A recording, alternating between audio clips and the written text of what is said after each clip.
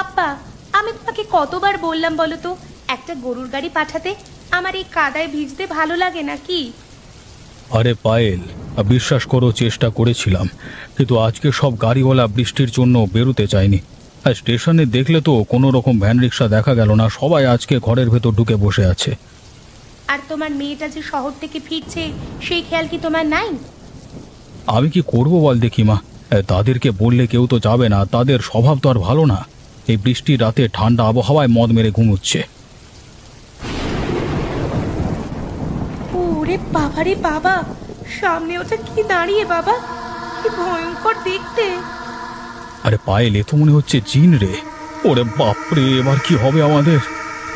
তুই এসেছিস আমার পথে, আয় তোদের দুজনকে শেষ করে দিয়ে আজকে আমি রক্তপান শুরু করব। এই বৃষ্টির রাতে গরম গরম লাগে। আব্বা, আব্বা তাড়াতাড়ি এখান থেকে পালিয়ে চলো, না হলে না হলে বাঁচতে পারবো না। চলো চলো, পালিয়ে যাই এখান থেকে। পালিয়ে তুই যাবি কোথায়? তোদের দুটোকে শেষ করব আমি। পালিয়ে তোরা বাঁচতে পারবি না, এই গ্রামটাকে আমি শেষ করে দেব। প্রত্যেক দিন এক একটা গ্রামবাসীকে মেরে তার রক্ত আর কাঁচা মাংস আমি চিবিয়ে খাবো। কেউ আমাকে আটকাতে পারবে না, কেউ না। মা, মুশকিলে পড়ে গেলাম তো। কি যে করলাম আমি, ভুল করে এই জিনকে জাগিয়ে কেন তুললাম? এবার কি হবে? আমার যদি ক্ষতি করতে আসে তাহলে?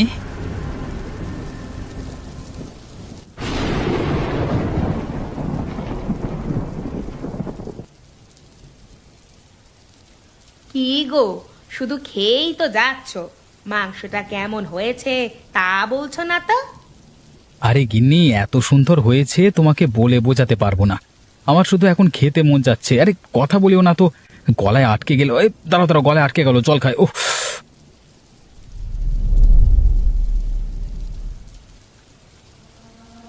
এ কি গিন্নি, আমার থালার মাংস গেল কোথায়? আরে দেখো, আর কি করো না, আমার কিন্তু আজকে খুব খেতে ভালো লাগছে। তাড়াতাড়ি মাংসটা আমাকে ফেরত দাও। কি বলছো? আমি হাত লাগাইনি তোমার মাংসতে, তাহলে তোমার মাংসটা গেল কোথায় পাত থেকে? ওরে ওরে বাবারে, জানালার দিকে তাকিয়ে দেখো গিন্নি, দুটো লাল চোখ দাঁড়িয়ে দাঁড়িয়ে মাংস খাচ্ছে, দেখো। ওটা কি? ওই জানালার ওপাশ থেকে হাত বাড়িয়ে আমার থালা থেকে মাংস তুলে নিয়েছে, কিন্তু হঠাৎ করে এলো কোত্থেকে? জিন! ওরে বাবা রে, আমাদের রক্ষা করো, আমাদের বিপদের হাত থেকে বাঁচাও, রক্ষা করো আমাদের। বেশি মাংস খেলে পেট ফুলে যাবে শামসুদ্দিন। একটা দুটো মাংস আমি খেলে অসুবিধা হবে না। তাহলে চিৎকার বন্ধ কর, না হলে তোদের শেষ করে ফেলবো। চুপ করো গিন্নি, চুপ করো, না হলে ওই জিন আমাদেরকে মেরে দেবে। এত চুপ করে থাকো, চুপ করে থাকো। এই তো ভালো মানুষের মতো শান্ত হয়ে বস, আমাকে চুপচাপ মাংস কষা খেতে দাও। তোর বউ খুব সুন্দর রান্না করে শামসুদ্দিন। কোন দিন তোর বউকে মেরে আমার সাথে নিয়ে চলে যাব।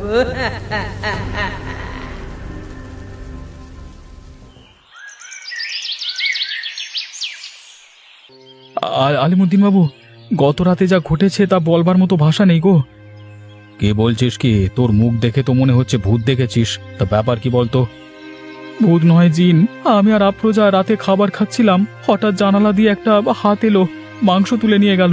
তারপর জানালার বাইরে তাকিয়ে দেখি লাল চোখ আমাদের দিকে তাকিয়ে দাঁত বের করে হাসছে। কি বলছিস কি? তুই ঠিকঠাক দেখেছিলিস তো? মানে তোর কোথাও ভুল হচ্ছে না তো? আমাদের কিছু একটা ব্যবস্থা করতেই হবে, না হলে যে কোনো দিন আমরা ভয়ানক বিপদে পড়ব, যে কোনো দিন বাঁচতে পারবো না। আমারও তাই মনে হয়। আমাদের খুব শীঘ্রই একটা ব্যবস্থা নিতে হবে। অন্তত এই জিনের মানুষের সমাজে আসবার কারণটা খুঁজে বের করতে হবে।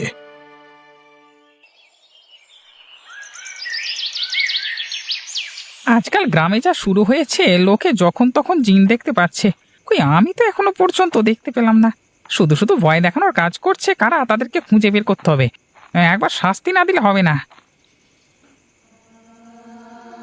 কিরে, কোথায় যাচ্ছিস?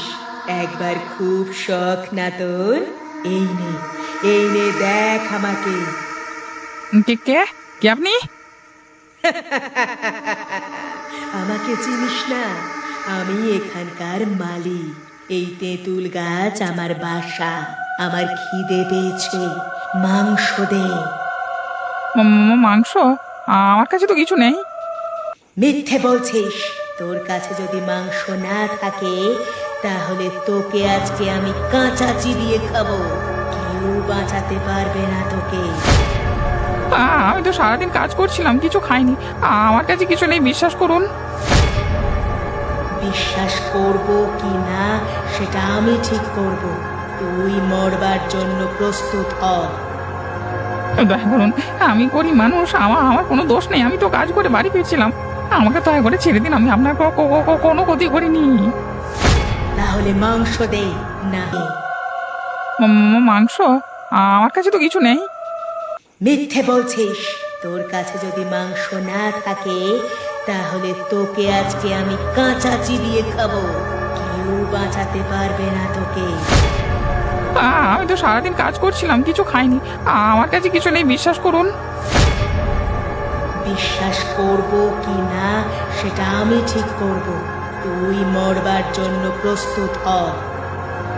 দয়া করুন, আমি করি মানুষ, আমার কোনো দোষ নেই। আমি তো কাজ করে বাড়ি ফিরছিলাম, আমাকে দয়া করে ছেড়ে দিন। আমি আপনার কোনো ক্ষতি করিনি। তাহলে মাংস দে, না হলে তোকে নিয়ে যাব। আমার প্রচন্ড খিদে পেয়েছে। না না, এখানে সময় নষ্ট করে লাভ নেই। আমি এখান থেকে পালাই, না হলে আমাকে বাঁচতে দেবেন আপনার বাবা। পালিয়ে তুই কোথায় বাঁচবি নাসির? তোকে তো আমি শেষ করে ফেলবই। একদিন না একদিন তুই আমার হাতে আসবি।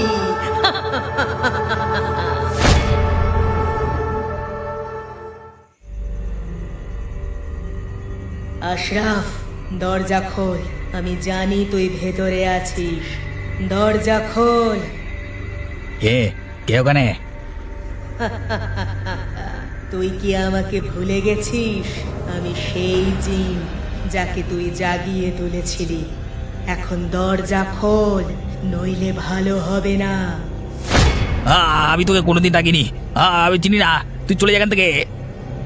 মিথ্যে বলছিস? তুই তো তাবিজ কাটিয়ে মন তুলেছিলি, এখন লুকিয়ে থাকতে চাস? আমি কিছু করিনি, আমি কাউকে ডাকিনি। এখান থেকে দয়া করে চলে যাও, আমি কাউকে থাকতে দিতে চাই না বাবা। দরজা খোল, নইলে আমি নিজেই ঢুকবো। আমি তোকে ছাড়বো না আশরাফ। তোর লোভের জন্য আজ আমি বন্দি। আমি ভুল করেছি, কিন্তু আমি আর কিছু করতে পারবো না। দয়া করে এখান থেকে চলে যাও। আমি তোমাকে এই অবস্থা থেকে মুক্ত করতে পারবো না, আমাকে ছেড়ে দাও। তোর ফুলের সাজা দিতেই আমি এসেছি। আর বেশি দেরি নেই, কদিনের মধ্যেই তোকে আমি শেষ করব। তুই আমার হাত থেকে বাঁচতে পারবি না। আমাকে কষ্ট দিয়ে তুই আনন্দে থাকতে পারবি না। যতই তুই আমার কাছ থেকে দূরে দূরে থাকিস না কেন।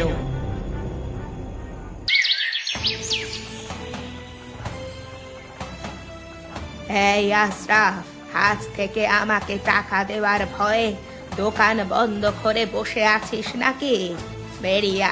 বেরিয়ে আয় বলে দিলাম। আমার টাকাটা দিয়ে যা। কে কে এত রাতে? কি চাই এখানে? বাড়ি চলে যাও। দরজা খোল আশরাফ, তোকে আর ছাড়বো না। তোমার লজ্জা করে না বুড়ি? তোমার এত লোভ? কটা টাকার জন্য এই রাত দুপুরে আমার বাড়িতে অত্যাচার করতে এসেছো? ভালো কথা বলছি, বাড়ি থেকে চলে যাও, না হলে তোমার জীবন চলে যেতে পারে।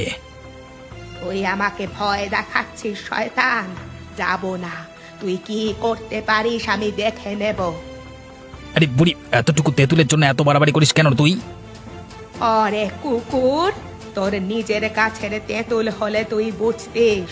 লোকের মেরে খেতে তোর লজ্জা করে না, আমি জানি।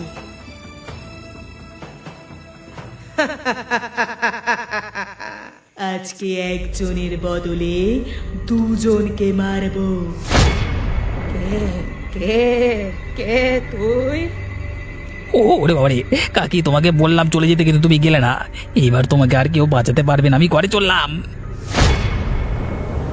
কিরে বুড়ি, আশরাফ তো দরজা বন্ধ করে দিল, তোকে আর কেউ বাঁচাতে পারবে না, তোকে এবার মরতে হবে। না না, আমাকে ছেড়ে দে, দোহাই দোহাই, আমাকে ছেড়ে দে, আমি কিছু করিনি। তাতে আমার কিচ্ছু যায় আসে না, তোকে মেরেই আমার শান্তি, তোকে আমি শেষ করে ফেলবো।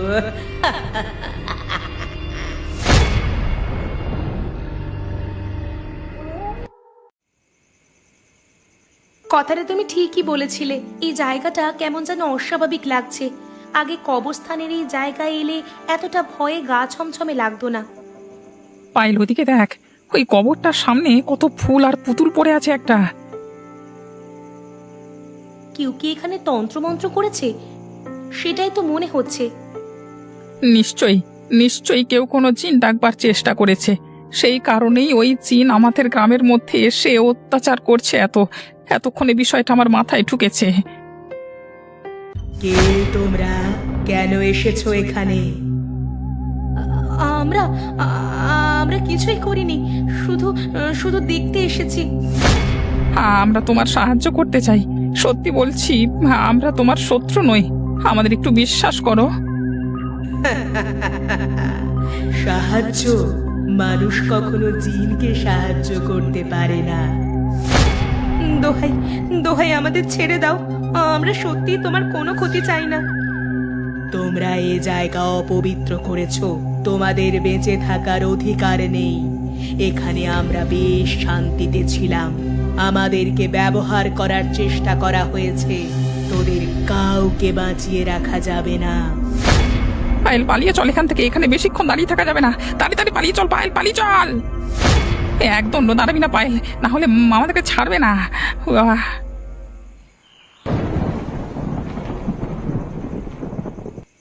সাবধানে এগিয়ে যাও, জিন যে কোনো সময় আক্রমণ করতে পারে। এই তো সেই কবর। আশরাফ, যা করবি কর, তাড়াতাড়ি কর। আমি চেষ্টা করছি, ওকে ফেরত পাঠানোর মন্ত্র আমার কাছে আছে, কিন্তু আমাকে ছেড়ে পালিয়ে যাও না তোমরা। বেশি কথা না বলে তাড়াতাড়ি নিজের কাজটা শুরু কর।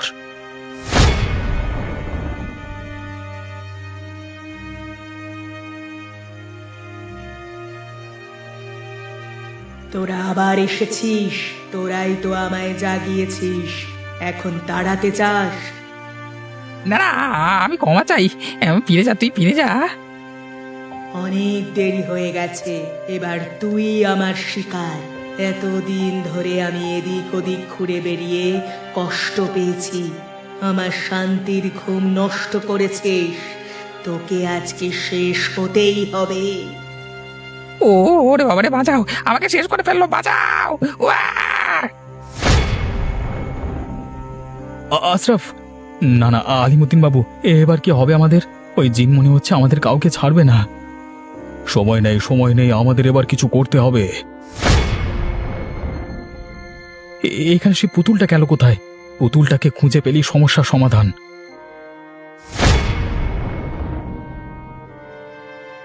এই যে পুতুলটা, এটাকে ধ্বংস করতে হবে, তবে ওকে সারা জীবনের মতো এখান থেকে তাড়ানো যাবে।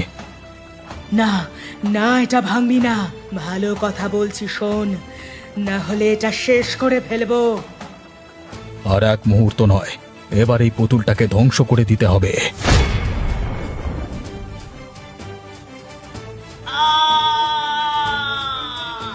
ওদেরকে আমি ছাড়বো না, একদিন না একদিন আমারও সুযোগ আসবে, সেদিন তোদের শেষ করব।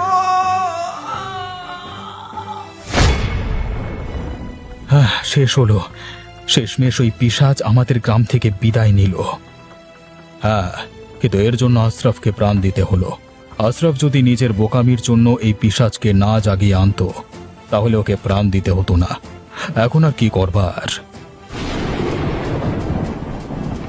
চলুন, মনে হচ্ছে বৃষ্টিটা এরপর নামবে, আমরা এখন এখান থেকে চলে যাই।